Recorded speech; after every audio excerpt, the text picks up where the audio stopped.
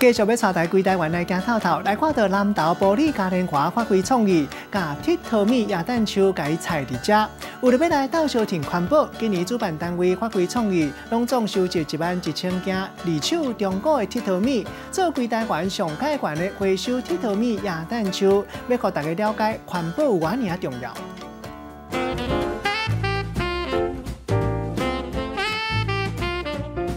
椰蛋树点顶五花十色，实在真水，互南投玻璃变甲真有椰蛋节的气氛。嘛宣布2019玻璃嘉年华正式开始，其中上特别的，阁有这张用正万件回收的旧的铁桃米啊打造的椰蛋树。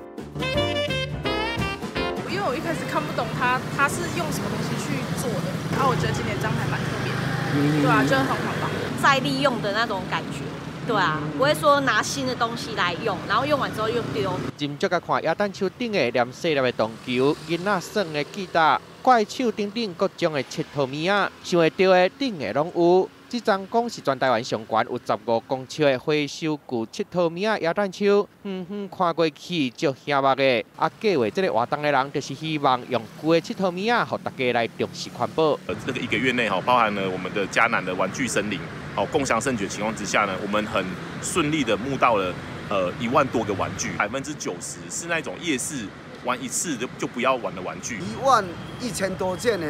咱的这个玩具，安回收啊，好像其实嘛足有意思的啦。那有环保的意义，嘛伫个玻璃引起话题，14号点灯了后，请真侪民众去翕相拍卡，那甲大家做伙感受椰蛋节的气氛，嘛互玻璃变甲更加水。记者综合报道。